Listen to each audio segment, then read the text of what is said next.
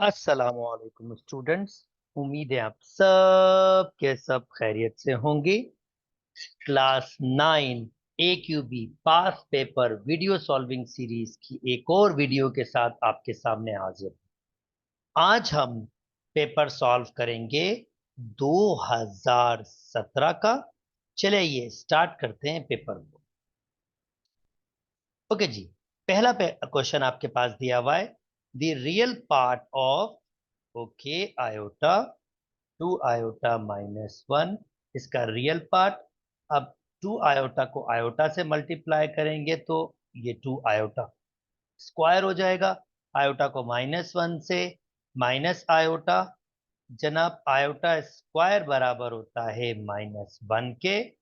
तो 2 -1 minus iota -2 minus iota, या 1 iota.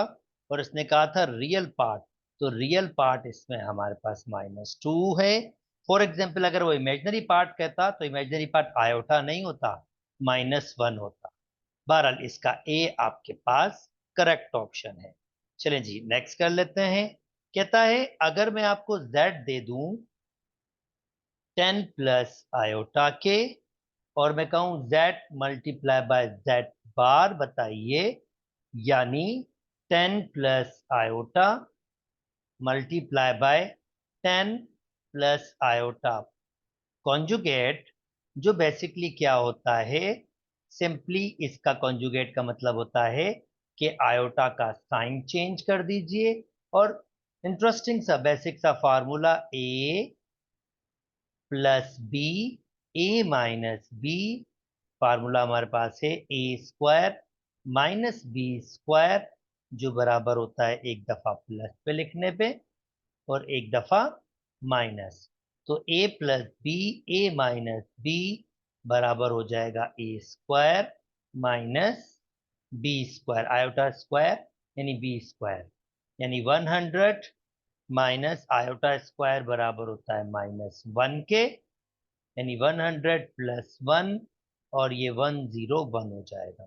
यानी बी आपका करेक्ट ऑप्शन है। उम्मीद करता हूं दोस्तों यहां तक आपको बात बिल्कुल समझ आ रही होगी। चलें जी नेक्स्ट मूव करते हैं। कहता है कि भाई अगर 8 पर पावर आपके पास दिया जाए 1/3 और डिवाइड किया जाए 2 से, तो इसको सिंप्लीफाई करें। 8 को लिखा जा सकता है 2 पावर 3, ऊपर पावर दिया हुआ है 3, 2 पावर के ऊपर पावर, पावर आपस में मल्टीप्लाई हो जाते हैं, 3 से 3 कैंसिल, 2 2 पावर 1/2, और आंसर 1 हो जाएगा। इसका मतलब बी इसका करेक्ट ऑप्शन है। चलें जी आगे मूव करते हैं। कहता है अगर मैं आपको ये कहूं कि 5 power multiply by 5 power 3 actually आपके पास बराबर है 25 के, तो मुझे ए की वैल्यू बताओ। वेरी सिंपल, पहले बेसिस सेम है, पावर हम कर देंगे ऐड, और 25 को लिख सकते हैं 5 पावर 2। अगर इक्वलिटी हो, इक्वल टू का साइन हो, दोनों की बेसिस सेम हो, तो इसका मतलब उसके पावर्स भी बराबर होते हैं, और 3 को वहां शिफ्ट करेंगे नेगेटिव हो जाएगा, यानी आंसर -1। बी आपका करेक्ट ऑप्शन। पांचवा कहता अगर ए और बी आपके पास ये है, then the number of element of a cross product.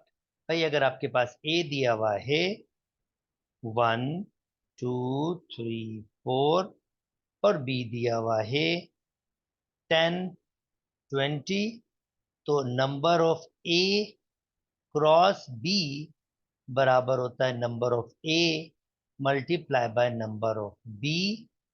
अब नंबर ऑफ ए आपके पास कितने एलिमेंट्स हैं, 4 एलिमेंट्स हैं, और नंबर ऑफ बी आपके पास 2, देन 4 2 8 आपके पास करेक्ट ऑप्शन होगा। उम्मीद करता हूं बात समझ आ गई है आपको दोस्तों। ओके जी, नेक्स्ट आपके पास क्वेश्चन है, एक सिंपल सी प्रॉपर्टी दी गई है। अब वो प्रॉपर्टी क्या है, चलें इसको देख लेते हैं। कहते हैं for any 3 sets x y z associative property of union. Associative property में ऑफ यूनियन मतलब एक तो आप तीन सेट देखें और उसमें देखें हर जगह यूनियन होना चाहिए। ओके, तीन सेट है, हर जगह यूनियन, बिल्कुल ये एसोसिएटिव है। अच्छा, तीन सेट है पर अगर यूनियन और इंटरसेक्शन है तो नहीं चलेगा। एसोसिएटिव में अगर यूनियन होगा तो यूनियन ही होगा, और अगर इंटरसेक्शन होगा तो इंटरसेक्शन ही होगा। जैसे ये देखें, ये भी यूनियन इंटरसेक्शन है, ये भी यूनियन इंटरसेक्शन है, ये नहीं, तो ए आपका करेक्ट ऑप्शन होगा। उम्मीद करते हैं दोस्तों आपको ये बात समझ आ गई होगी। चलें जी, नेक्स्ट मूव कर जाते हैं। ओके, अब नेक्स्ट कहता है विच of the following can be the order pair of a relation. अब ऑर्डर पेयर क्या होता है, ये कहलाता है ऑर्डर पेयर। ऑर्डर पेयर का मतलब होता है कि आपके पास एक्स और वाई की फिक्स वैल्यूज होती हैं। और ऑर्डर पेयर कहाँ से आते हैं, जब हम ए क्रॉस बी करते हैं, जैसे पीछे ए क्रॉस बी थे, जो उसके एलिमेंट होते हैं वो बेसिकली ऑर्डर पेयर ही होते हैं। अच्छा, अब ये बेसिकली क्या कह रहा है, जरा इसकी बात सुन लेते हैं।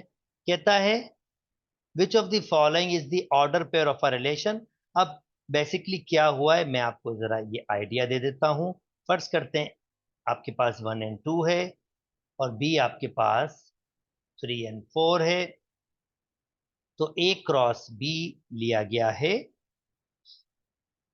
जो जिसका मतलब होता है 1 को 3 से कंबाइन करें, 1 को 4 से, 2 को 3 से, 2 को 4 से। ये आपका ए क्रॉस बी हो गया। अब इसमें जो भी सबसेट, इसके जो भी सबसेट लेंगे, फॉर एग्जांपल ये सब के सब इसकी रिलेशन कहलाते हैं। आप कितने भी एलिमेंट वाला सबसेट ले सकते हैं, जैसे ये मैंने R1 लिया, R2 ले लेता हूं, कोई भी एक, इसी में से कोई भी ऑर्डर पेयर उठा लीजिए। 3 वाले लें, 2 वाले लें, जितने वाले लें आपकी मर्जी, आप ले सकते हैं इसके अंदर। 4 वाले पूरे भी ले सकते हैं। तो ये सब रिलेशन कहलाती हैं। ऐसे ही क्या हुआ है कि बैकग्राउंड में कोई दो सेट क्रॉस प्रोडक्ट हुए हैं जिन्होंने ऑर्डर पेयर बनाया है, और वहां से एक रिलेशन ली गई है जो सेट बिल्डर फॉर्म में लिखी गई है।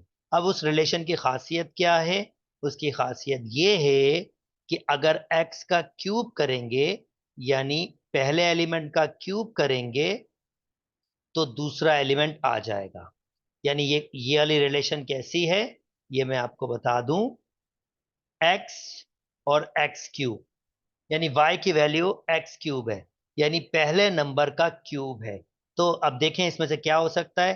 तो पहला नंबर 8 है, 8 का क्यूब तो आपके पास, यानी अगर पहला नंबर 8 है तो 8 का क्यूब तो बहुत बड़ा सा नंबर हो जाता है।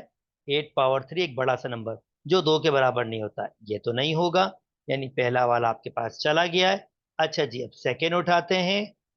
1, 1 का क्यूब तो 1 ही होता है, सेकेंड वाला भी चला गया है। थर्ड वाला उठाते हैं, 3, 27, बिल्कुल 3 का क्यूब 27 होता है। तो थर्ड वाला आपके पास इस रिलेशन को मान रहा है, तो इसका सिर्फ बी ही करेक्ट ऑप्शन होगा। उम्मीद करता हूं दोस्तों आपको बात समझ आ गई होगी। 8। अब ये वाला एमसीक्यू आपके पास कहता है, अगर मैं कहूं के 2 3 के बराबर है,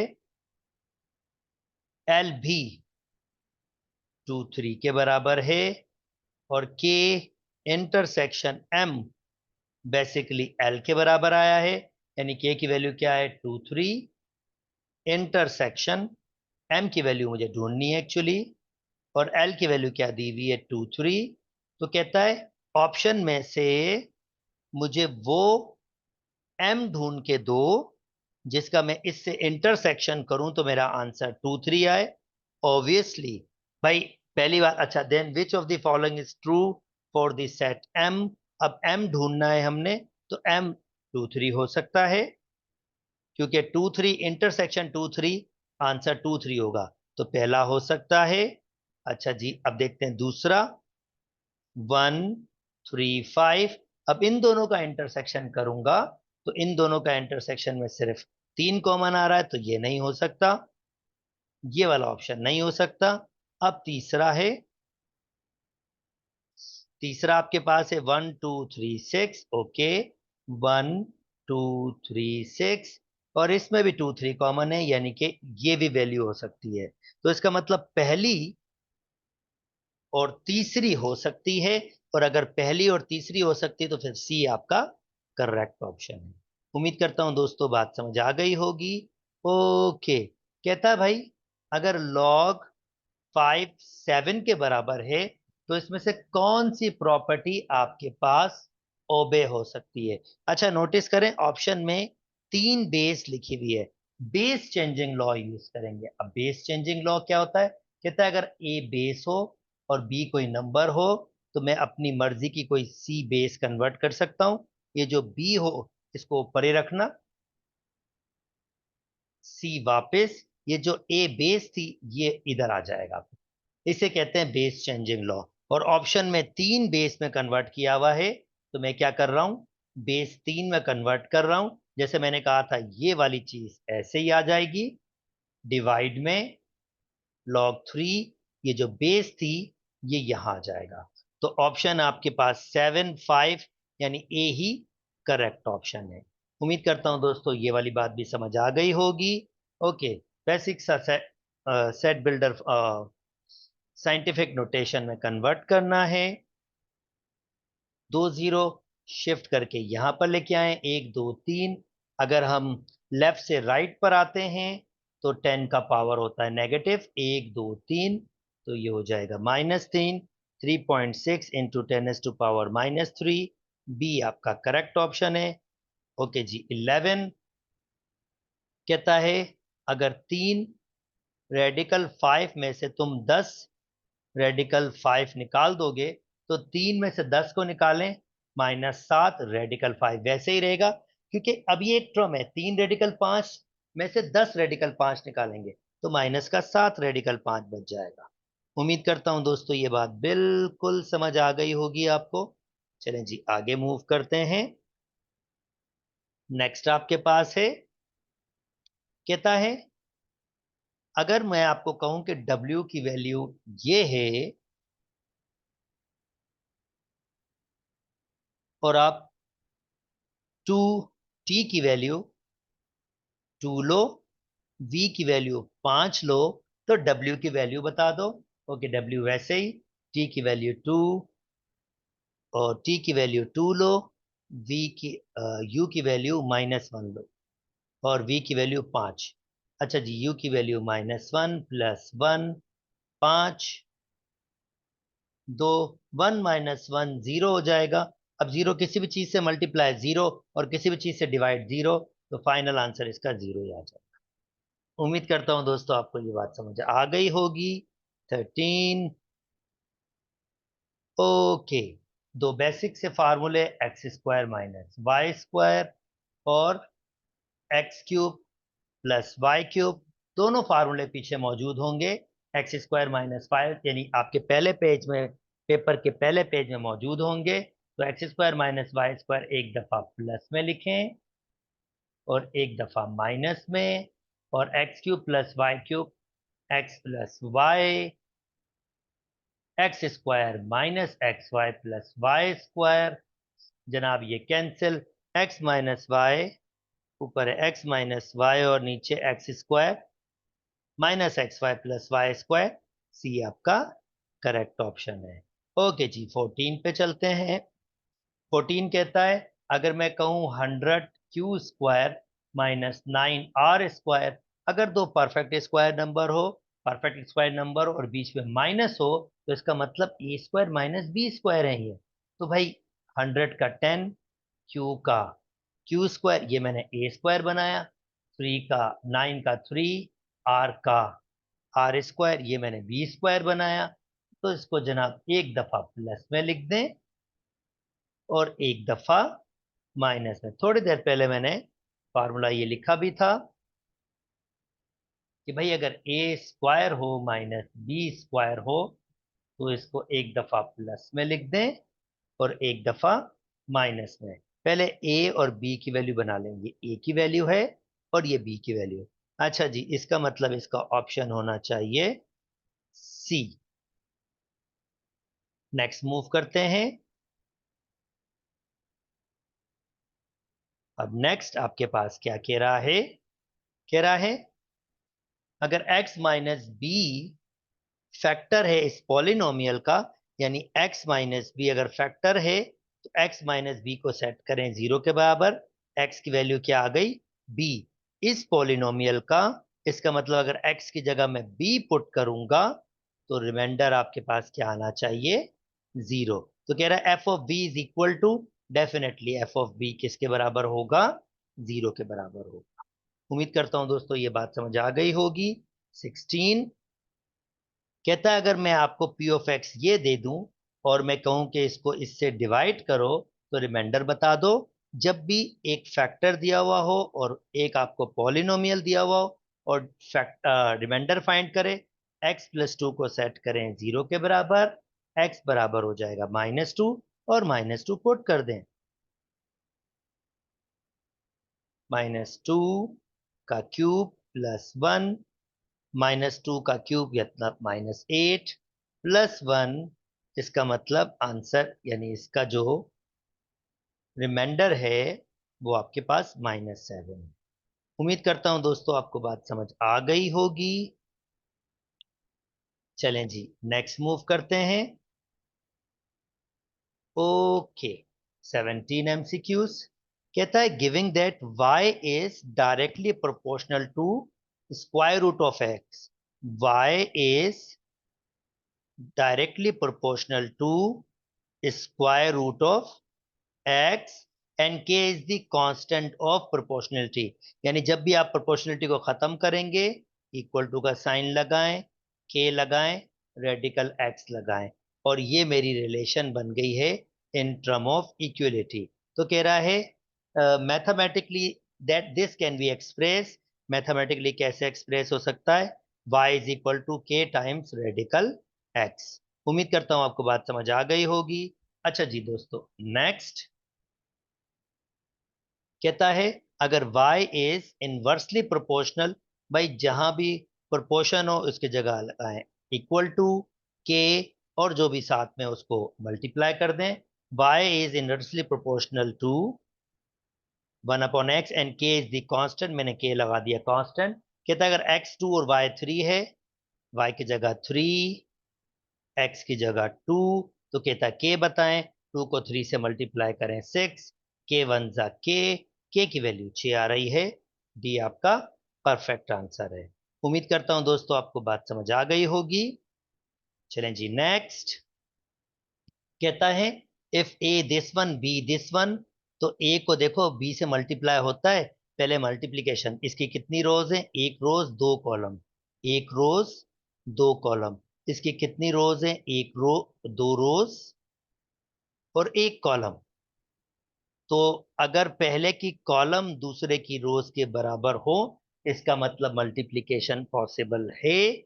और जो प्रोडक्ट का यानी ए मल्टीप्लाई बी का आंसर आएगा वो पहले की रोज होंगी और दूसरे का कॉलम, यानी जो भी मैट्रिक्स आएगी उसकी एक रो होगी और एक कॉलम। और ऑप्शन में सिर्फ एक ही ऑप्शन है जिसकी एक रो है और एक कॉलम, वो है 70।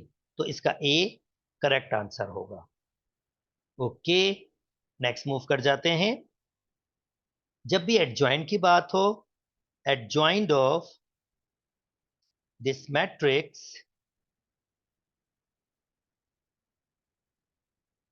सिंपली क्या करें? पहले और आखिरी को रिप्लेस करें और दूसरे और तीसरे का साइन चेंज करें। ये हो गया एडजॉइंट। तो 5 6 -1 -2, डी आपका करेक्ट ऑप्शन है। उम्मीद करता हूं दोस्तों आपको बात बिल्कुल समझ आ रही होगी। नेक्स्ट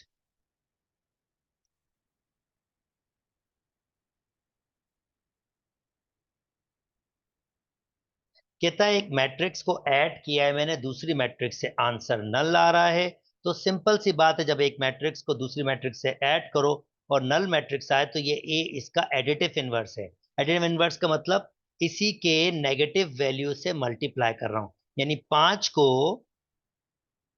5 -1 2 3। अब ए क्या होना चाहिए? 5 को खत्म करने के लिए -5 होना चाहिए, -1 को खत्म करने के लिए 1 होना चाहिए। 2 को खत्म करने के लिए -2, 3 को -3, तो ये होना चाहिए। देखें, इसको ऐड करेंगे तो आंसर क्या आ जाएगा?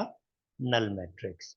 तो इसका मतलब -5, 1 -2 -3, डी आपका करेक्ट ऑप्शन है। अच्छा, अब जो ये एमसीक्यूज हैं ये अब मैट्रिक में जा चुके हैं, तो 9 वाले चाहें इनको स्केप कर सकते हैं, पर मैं क्योंकि पेपर में मौजूद है तो मैं इनको सॉल्व कर रहा हूँ। ओके, ये आपके पास है 22, ध्यान में रखिएगा स्टैटिक्स चैप्टर मैट्रिक में मौजूद है, अब 9 में नहीं है। The average of 6 number is 10, मतलब एवरेज का मतलब होता है कि मैंने 6 नंबर्स को जमा किया, ये जमा की बात है, ये 6 नंबर्स को जमा किया, ये कोई भी 6 नंबर्स थे, एक्स रिप्रेजेंट कर रहा है वो तमाम नंबर्स, उन सबको जमा किया और डिवाइड किया मैंने 6 से ही, तो उसकी एवरेज आ गई 10। ये द एवरेज ऑफ 6 नंबर, ये उसकी मैथमेटिकल लैंग्वेज है, जो इसने कहा है द एवरेज ऑफ 6 नंबर, यानी वो 6 नंबर्स को जमा किया और डिवाइड किया 6 से, ये एवरेज निकालने की टेक्निक है। 10 के बराबर है, तो उन 6 नंबर्स का जमा कितना होगा? सिर्फ जमा 6 मल्टीप्लाई बाय 10, जब उन 6 नंबर्स को जमा किया होगा तो 10 6 जा 60 आ गया होगा आपके पास। If one of the number is 5, then what is the average of remaining 5? यानी अगर कह रहा है अगर एक नंबर 5 होगा, अब ये 6 नंबर्स का जमा है, तो मैं क्या कर रहा हूं, ये इधर मैं लिख रहा हूं 6 नंबर्स का जमा। अगर मैं इस जमा में से एक नंबर माइनस कर दूं, जो क्या है 5, यानी 60 में से 5 माइनस कर दूं, तो आंसर आ जाएगा 55। और अब ये जमा कितने नंबर्स का हो जाएगा? 5 नंबर्स का जमा। और अगर मुझे उन 5 नंबर्स का क्या लेना है, एवरेज निकालनी, जैसे इसने कहा था एवरेज, सिंपली मैं इसको 5 से डिवाइड कर दूंगा और आंसर मेरे पास क्या आ जाएगा? 11। यानी उन 5 नंबर की एवरेज 11 थी। उम्मीद करता हूं दोस्तों आपको बात बिल्कुल समझ आ गई होगी।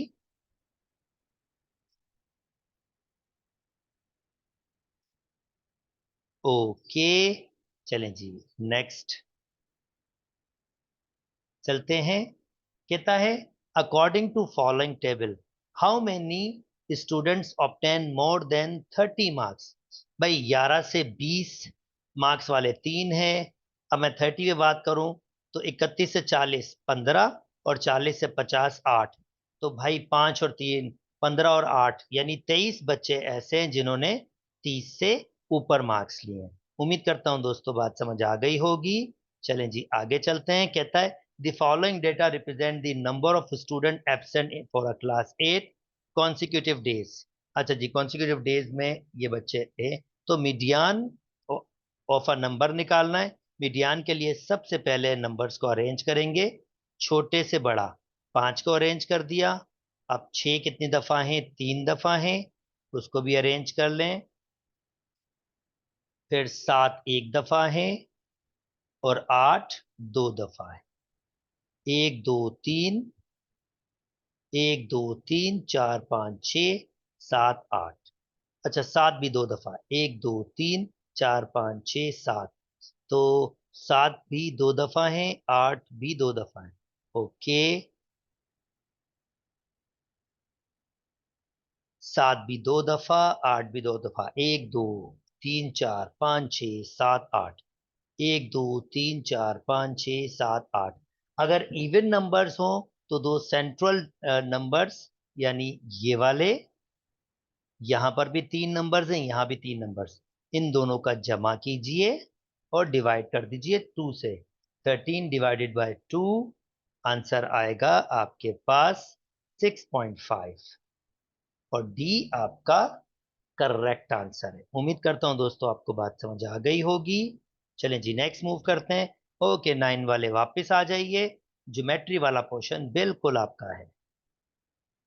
थोड़ा सा इसको स्टार्ट में ही,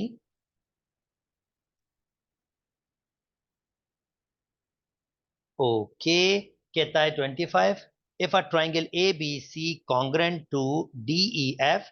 कॉन्ग्रेंट का मतलब क्या होता है? A B side D E के बराबर है, B C side E F के बराबर है, A C side D F के बराबर है, एंगल ए एंगल डी के बराबर, एंगल बी एंगल ई के बराबर, एंगल सी एंगल एफ के। तो एंगल डी फाइंड करना है। एंगल डी एंगल ए के बराबर है, यानी एंगल ए और एंगल डी बराबर हैं। एंगल ए निकाला जा सकता है 25 90। ट्राइंगल के तीनों एंगल का सम 180 होता है। अगर मैं इसको x कह दूं तो x plus 25 plus 90 is equal to 180। इन दोनों को ऐड कर माइनस कर देते हैं वहां पर। 180 माइनस 90 माइनस 25, तो यहाँ 90 माइनस 25, 20 कम करते हैं 70, 5 और कम करेंगे 65। तो x की वैल्यू 65, यानी एंगल ए 65 जो एंगल बी के बराबर है, तो एंगल डी भी 65 होगा। उम्मीद करता हूं दोस्तों आपको बात समझ आ गई होगी। चलें जी नेक्स्ट मूव करते हैं। ओके 26 स्टेटमेंट समझना होगा। स्टेटमेंट समझ लिया, मुश्किल नहीं होगी। In a giving triangle A B C, A P B Q C are the medians. अच्छा जी, अब ये मीडियंस है, ये मीडियन है, ये मीडियन है और ये मीडियन है। अब मीडियन क्या होता है? अपोजिट साइड के मिड पॉइंट पे मीट करता है। ये लेंथ इसके बराबर होगी, ये लेंथ इसके बराबर होगी और ये वाली लेंथ इस वाली लेंथ के बराबर, यानी सी पी पी बी के बराबर होगी, ए आर आर बी के बराबर होगा और ए क्यू सी क्यू के बराबर होगा। ये रिलेशन होगी। इनका मीटिंग पॉइंट को हम कहते हैं कॉन्करेंट पॉइंट।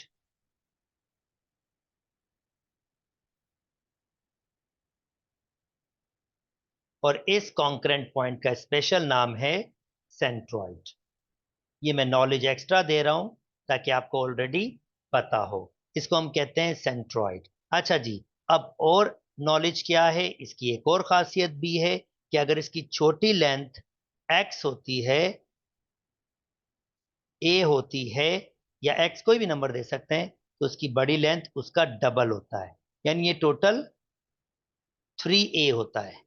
इसी तरीके से अगर ये आपके पास कोई x होगा तो ये उसका डबल 2x होगा। इसी तरीके से अगर ये कोई y होगा तो ये उसका डबल 2y होगा। मैं हरगिज ये नहीं कह रहा हूं कि ये लेंथ इस लेंथ के बराबर है, पर ये रिलेशन जरूर रखेगा।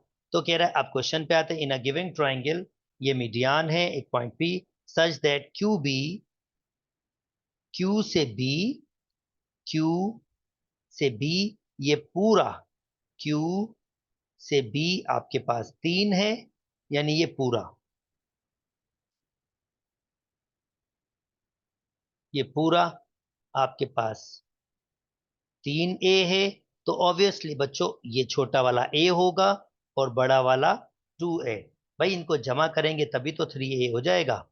तो कह रहा है the length of O Q, O से क्यू, ओ से क्यू बेसिकली सिंपली a हो जाएगा, सिंपली a हो जाएगा। यानी एक पूरा अगर ऐड करेंगे तो 3a हो जाएगा। तो पहला a होगा और दूसरा 2a। उम्मीद करता हूं दोस्तों आपको बात समझ आ गई होगी, और जो एक्स्ट्रा नॉलेज दी है वो भी आपको जहन में रखनी है। अच्छा, for a giving triangle angle F is equal to, पहले देखें तीनों साइडें बराबर हैं। ये साइड इसके बराबर है, ये साइड इसके बराबर है, ये साइड इसके। जब तीनों साइडें बराबर होती हैं तो ट्राइंगल कॉन्ग्रेंट होती है। Triangle A B C congruent होगा। अब देखें ए बी किसके बराबर है? जेड के। तो डी ई बी जेड होगा, तो ट्राइंगल डी ई एफ कह दीजिए। भाई ए बी जेड है, डी ई बी जेड है, बी सी एक्स है, एफ ई से एफ एक्स है, यानी मैंने कॉन्ग्रेंसी सही बनाया है। तो कहता है एंगल एफ बराबर होगा एंगल सी के। तो एंगल सी ये रहा, वही जो हमने पीछे किया था, दो एंगल निकाले थे, इसको एक्स कह देते हैं। एंगल सी एंगल एफ के बराबर होगा। पहले एक्स निकाल लेते हैं। X plus 45 plus 60 is equal to 180। तो 60 में 40 ऐड करेंगे 100, 5 और ऐड करेंगे तो 105। 180 से 105 माइनस कर दें 100 माइनस करते तो 80 बचता, 5 और माइनस करेंगे तो 75। तो इसका मतलब ये 75 है, तो ये भी कितना होगा 75। डी आपका करेक्ट ऑप्शन है। उम्मीद करता हूं दोस्तों आपको बात समझ आ गई होगी। 28 पे चलते हैं भाई साहब। नेक्स्ट देखते हैं क्या कह रहा है। In a giving diagram K M is a right bisector of N L. अब के एम अगर राइट बाइसेक्टर है, पहला काम ये इस लाइन पे 90 का एंगल बनाएगा। दूसरा काम ये इसको दो इक्वल पार्ट्स में तोड़ेगा। तीसरा काम इसके एंड पॉइंट से इस एंगल बाइसेक्टर का कोई भी पॉइंट इक्वल डिस्टेंस होगा, यानी ये लेंथ इस लेंथ के बराबर होगी और ये लेंथ इस लेंथ के। केयरफुल रहिएगा, मैंने हरगिज नहीं कहा कि ये लेंथ और ये लेंथ बराबर है।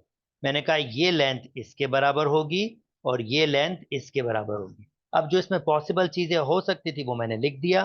Then which of the following is correct. K O, O L बिल्कुल नहीं। के एम, के एम एल, एल एन बिल्कुल नहीं, ये भी नहीं। के एल, के एल, के एन बिल्कुल हो सकता है, ये बराबर है। इसका मतलब ये कंडीशन आपके पास सही है। ओके जी दोस्तों, उम्मीद करता हूं आपको बात समझ आ गई होगी। मैं पूरी इंफॉर्मेशन दे रहा हूं ताकि आपको आइडिया रहे। बच्चों, जब भी आपके पास ट्राइंगल के अंदर एक छोटी ट्राइंगल बनी हो और ये निशान यानी पैरेलल का निशान हो, तो इसका मतलब ये छोटी ट्राइंगल इस बड़ी ट्राइंगल के सिमिलर है। ये छोटी ट्राइंगल इस बड़ी ट्राइंगल के सिमिलर है। और ट्राइंगल सिमिलर कब होती हैं? जब उनके कम से कम दो एंगल बराबर हो। देखें, ये डी एंगल छोटी ट्राइंगल का भी है और बड़ी ट्राइंगल का भी है। इसका मतलब दोनों ट्राइंगल का एक एंगल बराबर है एक दूसरे के। भाई अपने आप के बराबर है, पर बराबर तो है ना। दोनों ट्राइंगल के ये एंगल बराबर है और ये एंगल और ये एंगल कहलाते हैं करस्पॉन्डिंग एंगल्स। जब दो पैरेलल लाइंस होती हैं तो ये एक एक्सटर्नल और एक इंटरनल, दो लाइन के अंदर एंगल बनना और दो लाइन पैरेलल लाइन के बाहर, ये दोनों बराबर होते हैं, इसे हम कहते हैं करस्पॉन्डिंग। सिमिलरली ये भी बराबर होते हैं, ये भी बराबर होते हैं। तो देखें, तीनों ही एंगल ट्राइंगल्स के बराबर हैं, तो ट्राइंगल क्या कहलाती हैं? सिमिलर कहलाती हैं। और अगर ट्राइंगल सिमिलर हो तो मैं कहूंगा डी ई एफ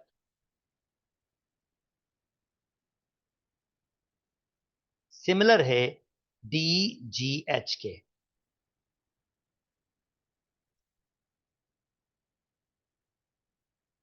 अब इससे फायदा क्या होता है? इससे फायदा होता है एंगल तो बराबर होते हैं, साइड्स में रेशो मिल जाता है। डीई अपॉन डी जी बराबर होगा ई एफ अपॉन जी एच, बराबर हो जाएगा D F upon D H. अब इस रिलेशन के जरिए हम साइड्स को फाइंड कर पाते हैं। जैसे मुझे क्या चाहिए, जी एच और जी एच इसमें है तो मैं इसको उठाऊंगा और इसको इन दोनों में से किसी उसके बराबर करूंगा जिसकी वैल्यू गिविंग होगी। डीई की वैल्यू गिविंग है तो ये उठा लें, इसकी वैल्यू नहीं गिविंग तो इसको बराबर कर दें डीई अपॉन डी जी। अब ई एफ दिया हुआ है 2 के बराबर, जी एच दिया हुआ है एक्स के बराबर, डीई डी से ई दिया हुआ है 2 के बराबर और डी से जी 2 और 3 5 के बराबर। इसका ख्याल रखिएगा, 2 से 2 कैंसिल, 1 बचा, 1 क्रॉस मल्टीप्लाई, एक्स वन जा एक्स और 5 वन जा 5। इसका मतलब इसका आंसर हो जाएगा 5। और चलें जी, लास्ट एमसीक्यूज कर लेते हैं दोस्तों। ओके, लास्ट वाला क्या कहता है, चलें इसको भी देख लेते हैं। कहता है for a giving triangle EFG, which of the following is true? इसमें से कौन सा ट्रू है बच्चों? जब तीन साइडें गिविंग हो तो हम ये डिसाइड कर सकते हैं कि कौन सी साइड आपके, कौन सा एंगल आपके पास छोटा है और कौन सा एंगल आपके पास बड़ा है। कैसे डिसाइड करते हैं? सबसे बड़ी साइड के अपोजिट एंगल जो भी होता है, जो इस वक्त एंगल जी है, वो सबसे बड़ा होता है। सबसे छोटी साइड होती है, उसके अपोजिट जो एंगल होता है वो सबसे छोटा होता है, और जो बाकी बीच में बचा एंगल एफ, वो सेकंड नंबर वाला बड़ा होता है। तो अब इस स्टेटमेंट के आंसर देते हैं। कहता है angle F greater than angle G. भाई एंगल जी तो सबसे बड़ा है, पहला ऑप्शन तो हो नहीं सकता। Angle G greater than angle E, angle G सबसे बड़ा है, ग्रेटर देन तो होना ही होना है किसी से भी, तो बी आपके पास करेक्ट ऑप्शन है। उम्मीद करता हूं दोस्तों आपको मेरी ये बात समझ आ गई होगी। उम्मीद करता हूँ मेरी वीडियो समझ आ रही होंगी। दोस्तों अगर मेरी वीडियोस पसंद आ रही हैं तो मेरे चैनल को लाइक कीजिए, सब्सक्राइब कीजिए और दोस्तों के साथ शेयर भी कीजिए। अपना बहुत बहुत बहुत ख्याल रखिएगा। अल्लाह हाफ़िज़।